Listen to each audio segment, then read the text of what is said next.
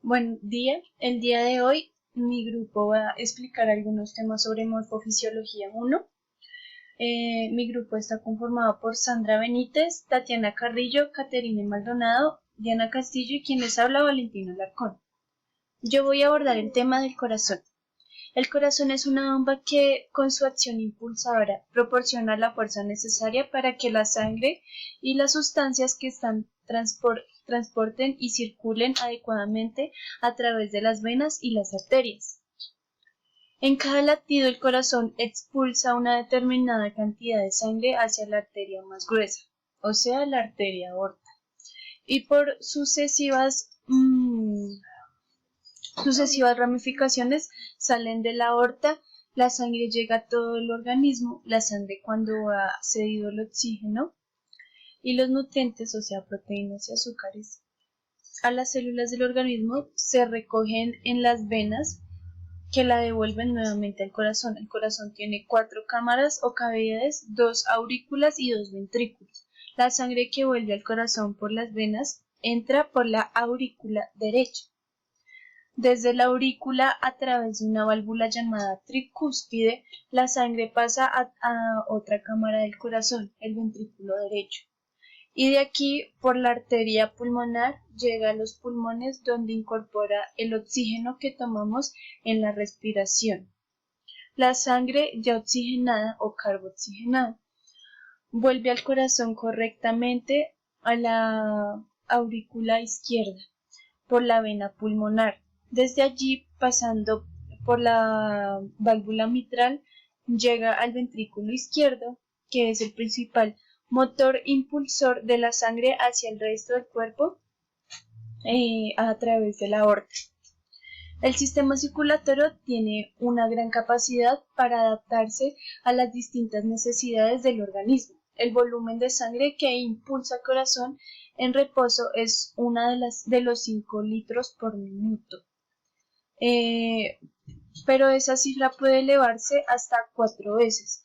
Más durante el esfuerzo, fundamentalmente aumenta el número de latidos por minuto, digamos, ya sea por ejercicio o por alguna actividad física. El corazón es un organismo muscular, o sea, es miocardio, y como todos los músculos necesitan suficientemente oxígeno y nutrientes que obtienen con el resto del cuerpo, como lo obtiene el resto del cuerpo, o sea, la sangre. Este le llega a través de la arteria coronaria que sale de la aorta. Las arterias coronarias recorren la superficie externa del corazón en todo su contorno, formando una especie de corona.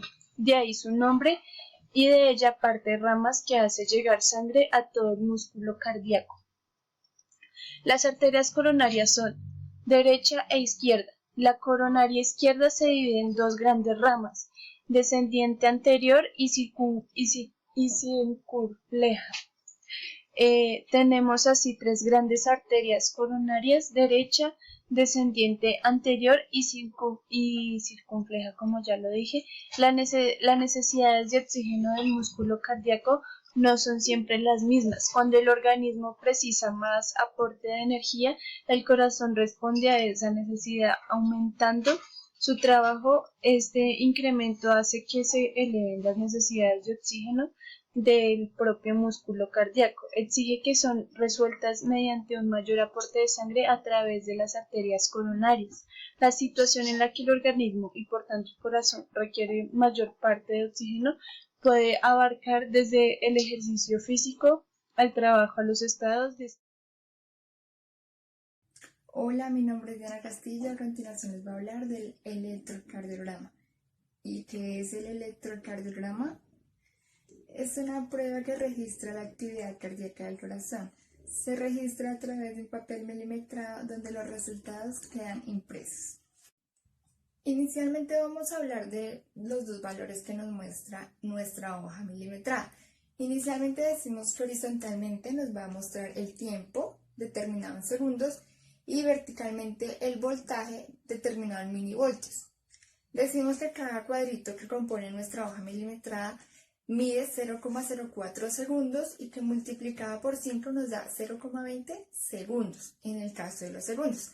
Y decimos que igualmente un cuadro de estos nos puede valer 0,1 milivoltios que multiplicados por 5 nos van a valer 0,5 milivoltios, que sería el valor total de uno de estos cuadritos.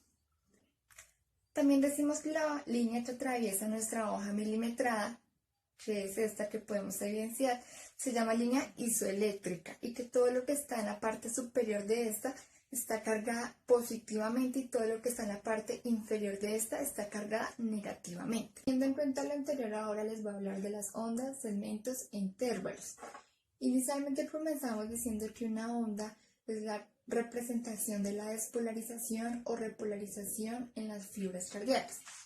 Los segmentos son líneas isoeléctricas que representan breves pausas antes de una despolarización o repolarización. Y los intervalos son la unión de una onda y un segmento. Inicialmente vemos la onda P, donde se evidencia la despolarización de las aurículas. Cuando la onda de electricidad en el nódulo sinusal envía esa descarga eléctrica y esa onda pasa por las fibras auriculares. Luego vemos el complejo QRS, que representa la despolarización ventricular cuando la onda de electricidad pasa a los ventrículos y atraviesa las fibras cardíacas. Luego la onda T, que representa la despolarización ventricular cuando los ventrículos recuperan su potencial en reposo y se preparan para un próximo ciclo. Y finalmente también vemos la onda U, que representa la despolarización de las fibras de Purkinje cuando las fibras de Purkinje se están preparando para su nuevo ciclo. Esto en cuanto al electrocardiograma normal. Por medio de este estudio podemos evidenciar isquemias, infartos, lesiones, esto teniendo en cuenta y analizando las ondas y los segmentos. Ahora hablemos de cómo hacer electrocardiograma. Inicialmente decimos que el paciente debe estar acostado. En algunas ocasiones es necesario limpiar la zona o rasurar el vello. El electrocardiógrafo es el instrumento que vamos a usar para tomar nuestra prueba a través de cables que se conectan a la piel por medio de electrodos. La persona debe mantenerse relajada, con un ritmo respiratorio normal y con los brazos y las piernas inmóviles. Decimos que hay 12 derivaciones del electrocardiograma, que se dividen en 3 grupos: derivaciones unipolares, derivaciones bipolares y derivaciones precordiales. Inicialmente tenemos las derivaciones bipolares, que están compuestas por 3. Estas registran el funcionamiento eléctrico entre 2 puntos y la podemos evidenciar en un plano frontal. En la siguiente imagen vemos su ubicación. Decimos que de la muñeca derecha a la muñeca izquierda, que de la muñeca derecha al pie izquierdo y finalmente que del brazo izquierdo al pie izquierdo, formando así un triángulo. Este triángulo lo llamamos triángulo de Beethoven y el corazón queda en el centro. Luego tenemos las derivaciones unipolares, que están compuestas igualmente por 3. Estas registran la potencia eléctrica entre los puntos. Tenemos el AVR, AVL, AVF. Estas siglas están en inglés y su traducción deduce a aumento del vector derecho, aumento del vector izquierdo y aumento del vector pie. Estas las podemos evidenciar igualmente en un plano frontal. Por último tenemos las derivaciones precordiales, donde están compuestas por 6. V1, V2, V3, V4, V5 y V6. Se evidencian en un plano horizontal y permite ver el corazón cada 30 grados todas sus ondas y se ubican en el pecho de la siguiente manera. V1, cuarto espacio intercostal a la derecha del esternón. V2, cuarto espacio intercostal a la izquierda del esternón, al frente de V1. V3 dice que entre el medio de V2 y V4. Como no tenemos V3, vamos inicialmente a buscar V4. Quinto espacio intercostal con línea media con clavícula izquierda, que sería 1, 2, 3, 4, 5. Por ende, el B3 ya lo podemos colocar, que sería en el medio del B2 y el B4. Ahora vamos a buscar el B5. Quinto espacio intercostal con línea media axilar izquierda. Sería acá al ladito del B4.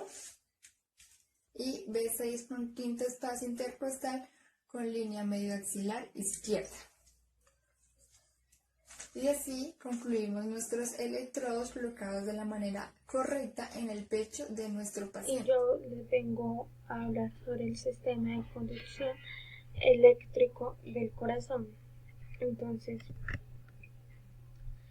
primero que todo, este se encarga de crear y enviar impulsos eléctricos. ¿Qué son los impulsos eléctricos? Los impulsos eléctricos también se llamados como nodos o nódulos. Estos se desplazan de una forma circuita y son generados por el nodo sinusal. En el momento en que el nodo sinusal se estimula, este hace que haya una contracción entre la aurícula izquierda y la aurícula derecha, que se puede observar en la imagen. Aquí y aquí. Bueno, esta contracción se realiza al mismo tiempo.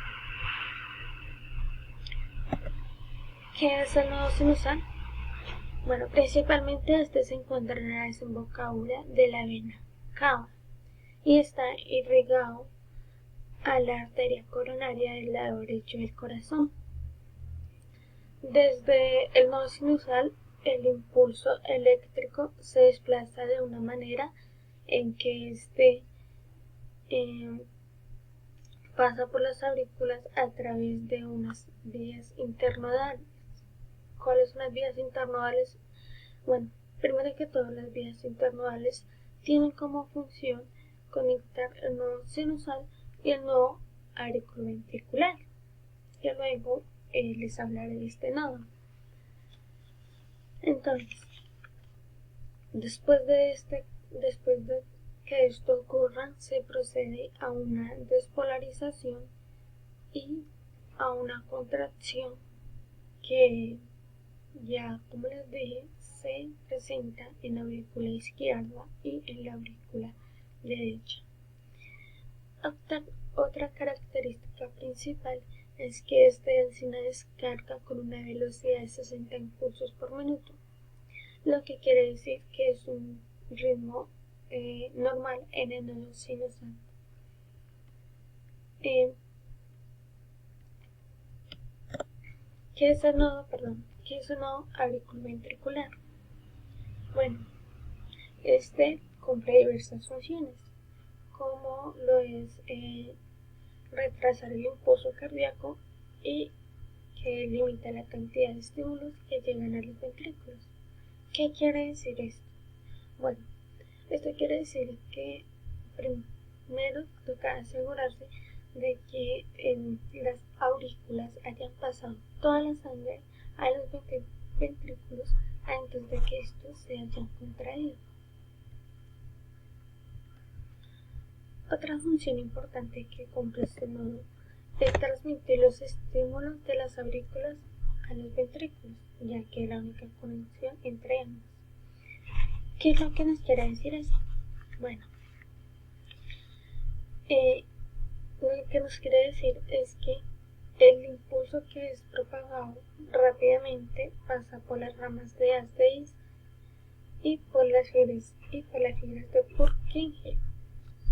¿Cuáles son las ramas de Asdale? Las ramas de Asdale son las que podemos observar en la imagen. Son estas dos lineecitas, que una se encuentra al lado izquierdo y la otra al lado derecho del corazón. Y las fibras de Purkinje son estas, que de igual forma una se encuentra al lado izquierdo y la otra al lado derecho. Como podemos observar en la imagen, los puntos amarillos son los impulsos que son enviados y pasan a través de las ramas y de las fibras de Purkinje. ¿Qué función cumplen las fibras de Purkinje? Bueno, estas principalmente son encargadas de provocar la despolarización de los ventrículos, transmitiendo así la actividad eléctrica que se generó en el nodo sinusal.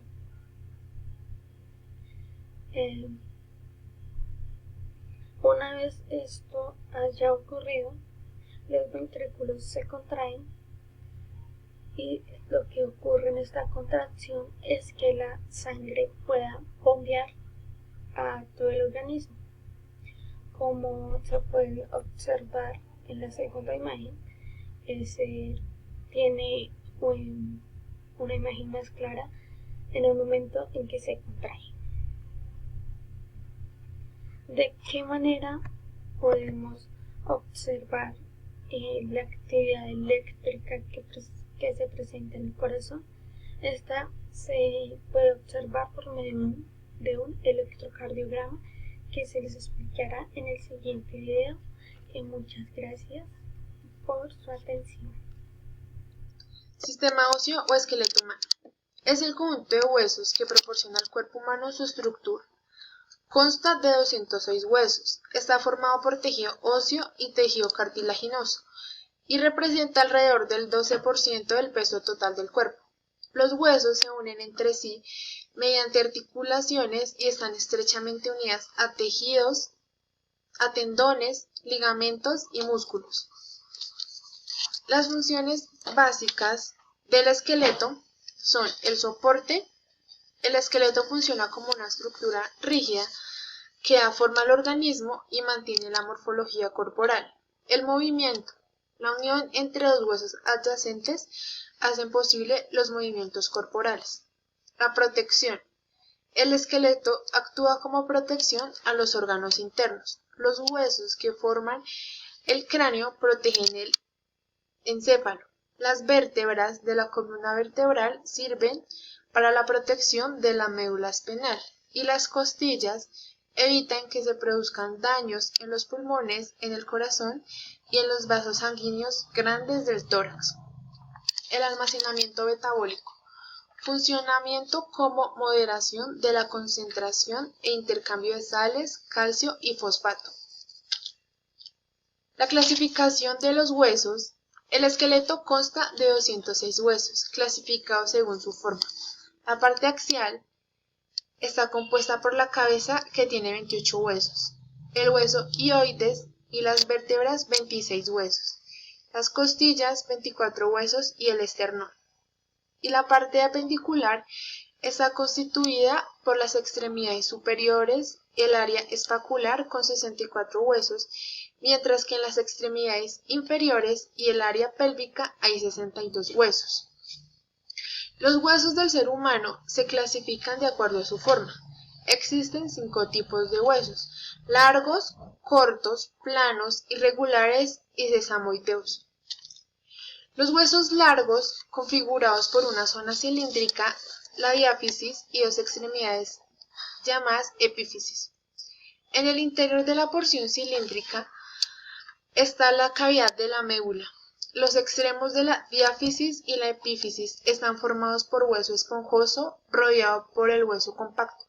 Algunos huesos son el húmero, el fémur, radio, tibia, cúbito y peroneo.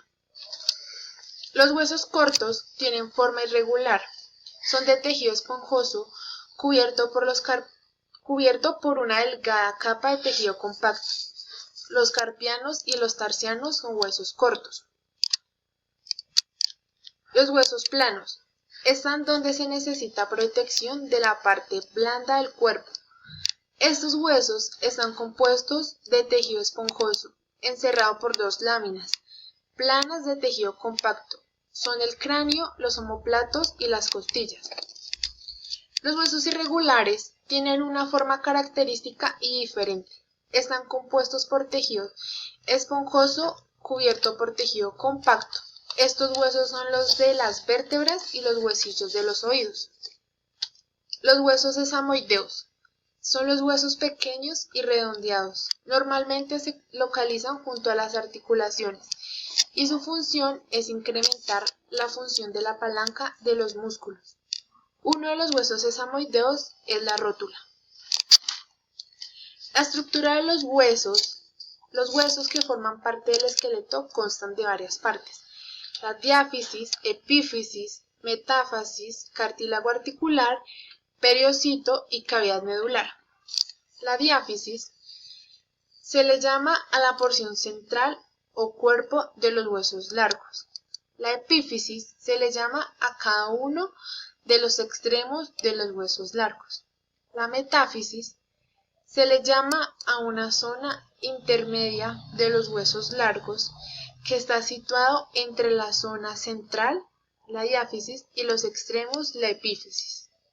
El cartílago articular es una estructura formada por tejido cartilaginoso que se interpone entre los extremos de los huesos adyacentes, permitiendo el deslizamiento de las superficies de contacto gracias a que presenta un coeficiente de fricción muy bajo. No tienen vasos sanguíneos y se nutre a través de las moléculas del líquido sinovial que penetran en su superficie. Está formado por células especializadas llamadas condrocitos y una matriz intracelular compuesta por fibras de colágeno. El periocito es una membrana de tejido conectivo, fibrosa y resistente que cubre los huesos por su superficie externa. La cavidad medular es un espacio sin tejido óseo ubicado en la zona central de la diáfisis de los huesos largos. La cavidad medular está rellenada por médula ósea amarilla, tejido formado por células adiposas que almacenan importantes cantidades de triglicéridos que suponen una reserva energética, y la médula ósea roja, también presente en los huesos, que tiene la función de la producción de las células sanguíneas. Y el endocito es una membrana delgada de tejido conjuntivo que tapiza la superficie interior de la cavidad medular de los huesos largos. Bueno, hoy vengo a hablarles sobre los vasos sanguíneos. ¿Qué son los vasos sanguíneos? Son estructuras huecas y túbulas. Es un conducto muscular elástico por el cual conduce la sangre impulsada por la acción del corazón. ¿Cuál es la estructura general de los vasos sanguíneos? Bueno, estos tienen paredes que están formados por 3 capas. La primera es la capa túnica íntima. Esta posee capas de células endoteliales. La segunda es la capa túnica media. Esta posee células de músculo liso y tejido conjuntivo. Y por último, tenemos la túnica adventicia, que posee tejido conjuntivo, fibras elásticas y fibras de colágeno. ¿Cuál es la función de los vasos sanguíneos? Bueno, la función de los vasos sanguíneos es llevar la sangre a todas las partes del cuerpo, en cada tejido u órgano. Allí, la sangre realiza el transporte del oxígeno y de sus sustancias nutritivas y se encarga de los productos de desecho, como lo son las toxinas y el dióxido de carbono. Después del intercambio, la sangre vuelve al corazón. Esta también nos ayuda a controlar el calor de los órganos internos y de la superficie corporal, también de los elementos de coagulación. Tenemos 3 tipos de vasos sanguíneos. Entre ellos tenemos las venas. Estas nos conducen la sangre hacia el corazón. Cuando más cerca están del corazón, son más anchas y retornan la sangre hacia él. Segundo, tenemos las arterias. Son vasos sanguíneos que tienen paredes más gruesas. Conducen la sangre que sale del corazón y se va ramificando en arterias cada vez más delgadas. Y por último, tenemos las capilares, que son vasos sanguíneos más finos que comunican las arteriolas con las venas. Producen la sangre por el interior de los órganos.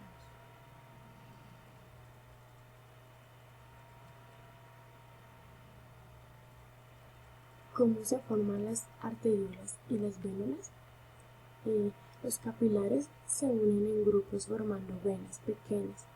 Estas se llaman vénulas. Y de allí ellas se fusionan para dar lugar a la vena de mayor calibre. Las arterias se ramifican y progresivamente en cada ramificación disminuyen su calibre. Y allí es cuando se forman las arteriolas.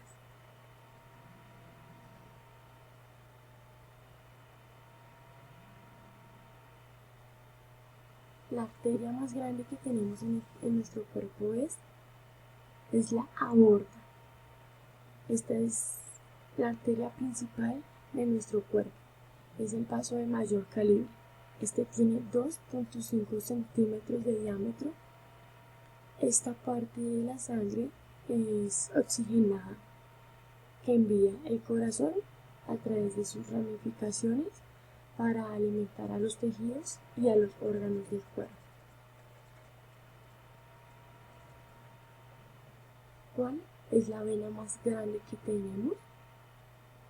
Bueno, en nuestro cuerpo la vena más grande que tenemos es la cava. Esta se divide en dos. Tenemos las venas cavas, que son mayores del cuerpo. La vena cava superior recibe la sangre de la mitad superior del cuerpo.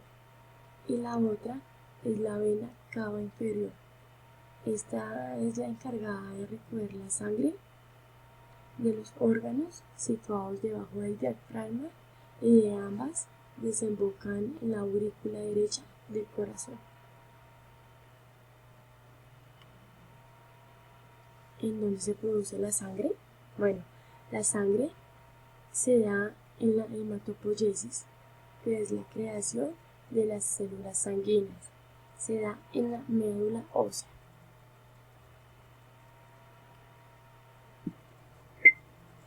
¿Cuántos litros de sangre tenemos en nuestro cuerpo? ¿Cuánto? Es muy variable, porque dependen de muchos factores, tales como la altura, el peso, el sexo de la persona. El volumen medio de la sangre está en torno al 8 o 10% de nuestro cuerpo y de nuestro peso corporal. Normalmente el cuerpo humano debe tener entre 4.5 y 5 litros de sangre.